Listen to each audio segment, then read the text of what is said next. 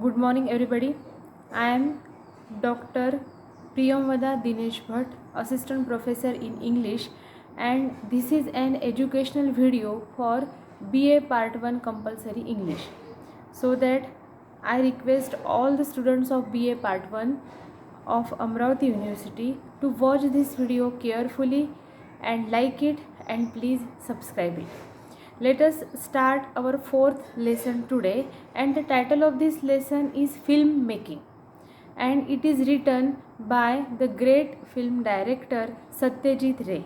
Satyajit Ray is famous, and all of you know him, how famous and how great a person and a film director artist he was. Let us see the introduction of Satyajit Ray. Satyajit Ray was a student of Presidency College, Kolkata and Shanti Niketan, where he specialized in the arts. Pather Panchali, his first film, was released in 1955. He has been highly commended for his innovative cinematographic technique. Winner of almost every major award in the world, he had the unique distinction of winning the Oscar Award for Lifetime Achievement in Films. Ray was a versatile and thought-provoking director who also wrote stories for children. He was also an illustrator and connoisseur of music. Filmmaking is a delightful essay on his profession of filmmaking. Ray explores the craft, the influence European filmmakers had on his technique, and the need to strike a balance in the search for authenticity. Now, see, Satyajit Ray is the world famous film director, and he had completed his education in Presidency College, Kolkata and Shanti Niketan. Then he was a versatile person. He was a famous writer also. He has written number of stories or number of books of stories for children, and he was a director of music also. And then his first film, Pather Panchali, it was highly celebrated film, and all over the world this film was praised very much for its art. And then in the field of filmmaking, Satyajit Ray had won each and every prestigious award, or he was awarded with each and every prestigious award in his field. And then in this field, the greatest award, the Oscar prize, was also awarded him, given to him for lifetime achievement. Now, in the present essay Filmmaking, Satyajit Ray has described in a delightful manner the craft, the influence of European filmmakers on his technique, and the need to strike a balance in search for authenticity. How difficult or how easy was filmmaking, Satyajit Ray has described in this essay, in this delightful essay. Let's start the lesson. Filmmaking by Satyajit Ray. Of many questions that I have been asked by interviewers over the last 10 years or so, two have recurred more frequently than any others. Now, the essay is written in first person. The writer is speaking with his readers. The narrator or the writer says that of the many questions that I have been asked by interviewers over the last 10 years or so, two have recurred more frequently than any other. He says that the interviewers ask two common questions frequently. The first is, how and why did you come into the films? This has generally been asked in the knowledge that I had started my career in advertising as a graphic designer. To the questionnaire, the transition probably seemed too abrupt, too arbitrary. How does one design soap wrappings one day and shape the counters of celluloid saga the next? The writer says that The interviewers used to ask him many questions, but two questions are common. The first is how and why the writer had come in the field of filmmaking, because writer Satyajit Ray had started his career in the field of advertising as a graphic designer, and how a graphic designer can create a film, can made a film. It was a question for the interviewers, because as a graphic designer, one day he was making or designing a soap wrapping, and on the next day he was filming the film on the celluloid films. How could be it possible? In my answer, I have usually managed to sustain the mystery with a nodding smile that suggests a secret metamorphosis, a sort of occult elevation to a higher status of creativity. This question the writer did not answer, and he used to give a smile so that the interviewer feels that there is some mystery behind it. As a matter of fact, my own conviction is that as a transition from one field of creative activity to another, this is not really such a rough one. The writer himself thought that advertising is also a creative activity and filmmaking is also a creative activity, so that shifting from one creative field to another creative field is not difficult for an artist. This is the view of the writer.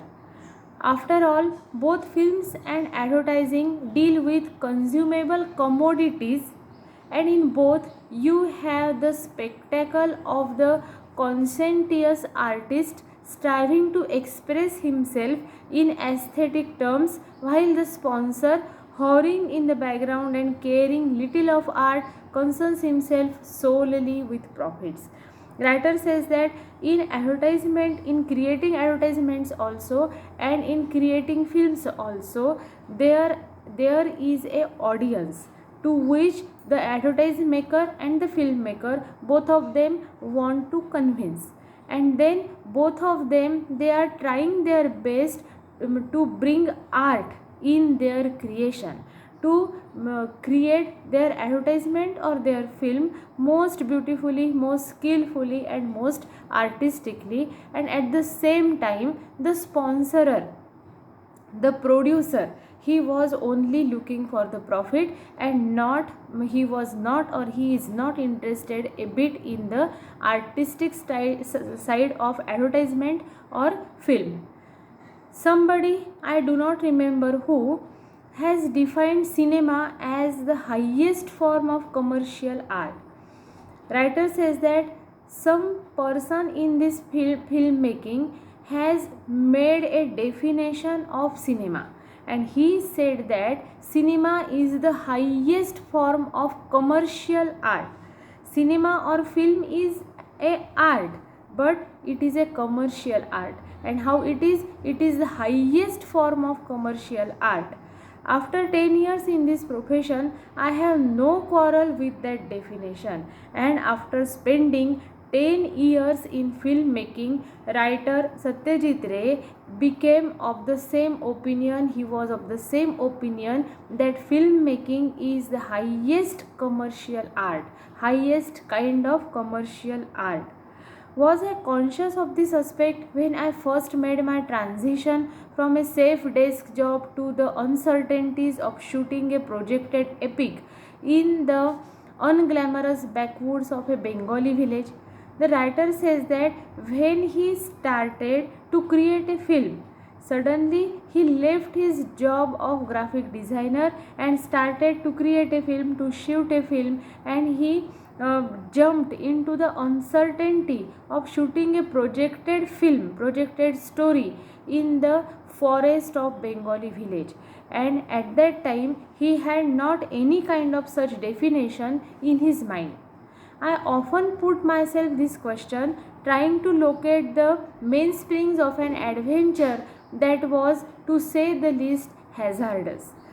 The mainspring of the film or of the cinema was only commercial, and the only aim is profit. But the artistic films, in art films, the skill and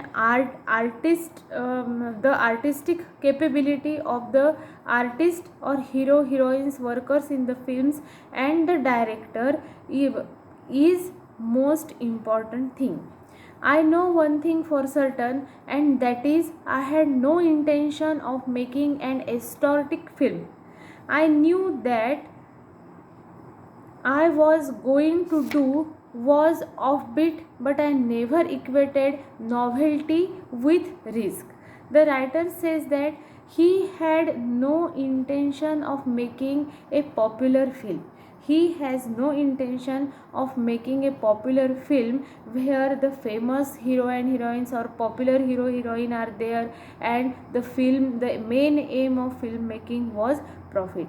It was not so with the writer, and he was going to create the offbeat film, artistic film. His film was only for a selected group of masses or of the people.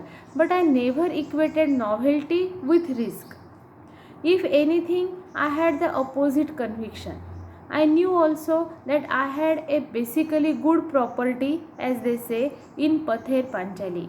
And then writer says that he wanted to create an artistic film, an art film, something skillful, something whatever his philosophy, writer's philosophy, he wanted to put behind the group of the people, and so that there is novelty in his film. And he thought that whatever the property his first film needed, he had all that property in Pather Panjali. It was a well loved story and one that was widely read and praised.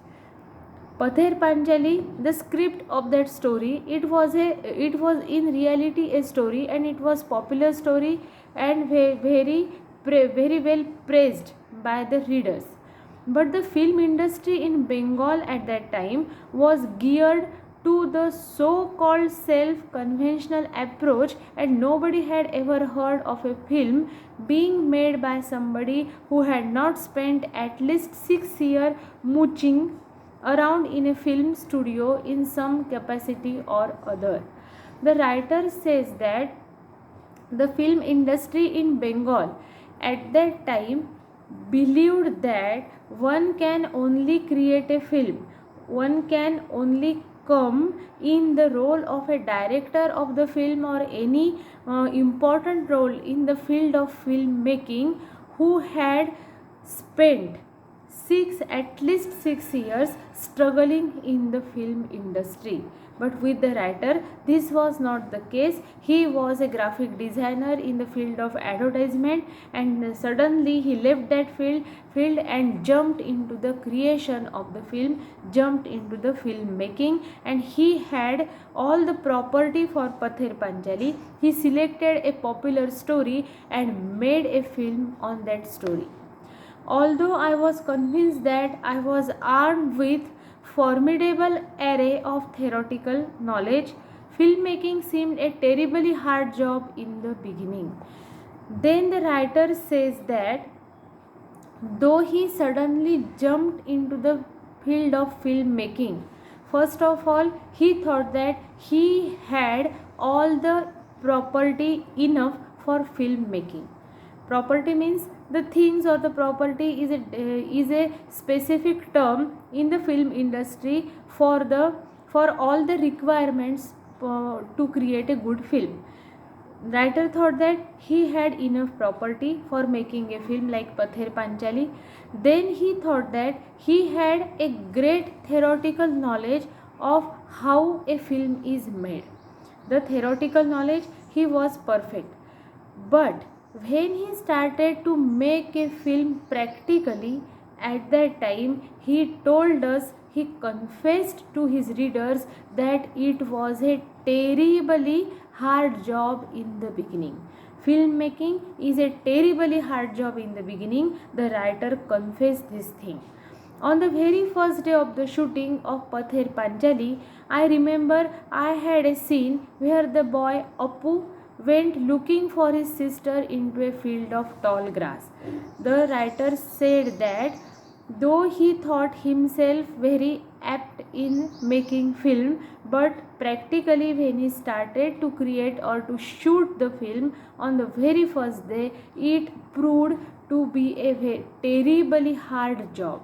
He said that on the very first day of the shooting of Pather Panchali, he remembered that his first scene was of a little boy, Appu, and he was looking for his sister, searching for his sister in a tall grass. In the very first shot, all that the boy had to do was to walk a few steps, stop, look this way and that, and then walk again. The writer still remembered the first shot of his very first scene on the very first day of the shooting. That shot was the hero, the little boy Appu. He was looking for his sister in the field of a tall grass, and he had to do was to walk a few steps, stop, look this way and that way for his sister, and then walk again. This was a very simple first scene. Little did I know then that it was twice as hard to achieve impeccability in a shot like that than in a shot of, say, charging cavalry. The writer says that, but such a simple shot in description was very hard to shoot practically. It was really difficult. It was double difficult for him to shoot such a simple shot than a shot of a war. He told us that even to shoot the scene of a war is easy, comparatively easy, than to shoot a scene like a little boy searching for his sister. With the latter, all you need is a cavalry that charges. In Hollywood, such a shot or even an entire scene of battle would normally be entrusted to what is known as a second unit director, a sturdy young fellow, generally with not much brains but lot of stamina. Writer says that for shooting the scenes of war in Hollywood, they used to give such shooting of battle to the second unit director, who has a lot of stamina. William Wyler was away planning interiors in Hollywood while the second unit director shot the entire chariot race somewhere in Italy. But if you are faced with a scene of a boy looking for his sister in the field of a tall grass, you are faced with a particular state of mind that produces a special kind of walk and a special kind of stopping and turning of the head. The writer says that it is comparatively easy to shoot the scene of wars, and in Hollywood generally such scenes of wars are shooted by the second unit director, because there are only the cavaliers, the soldiers in the film, they are ready to fight, and such all the great scenes of wars, they are shooted by the second unit directors in Hollywood. But writer says that to shoot a scene where a little boy was searching for his sister in the field of a tall grass, there are difficulties that the director has to show the particular state of mind, the particular thoughts in the mind of that boy. They must be shown on his face, and the director had to make that boy to show all those thoughts on his face, and it was really very difficult thing to tell a little boy to do all these things, and he needs a special kind of walk, a special kind of stopping and turning of the head, and the director has had to made that little boy to walk specially, to walk in a particular manner, to stop in a particular manner, and to see here and there in a particular manner, in the manner of searching something, and some worry of his sister, some worry where she is or where she had been hidden herself, all these kinds of thoughts should be shown on the face of that little boy, and it was the sole responsibility of the director, and so it was really a very difficult scene. You also have to calculate the exact duration of the halt, of the exact duration of each turn of head, and of exact moment of resumption of walk, and each and every kind of action in that scene, they were calculated. Of course, all this is further complicated if you are dealing with someone who has never faced a camera before, and with whom it would be fertile to discuss other manifestations of inner feelings. And writer says that all these things were even more difficult because all the actors were the first time actors, they were facing the camera for the first time in their life, and so it was really very difficult for the writer to shoot such the scene. Today we shall stop here.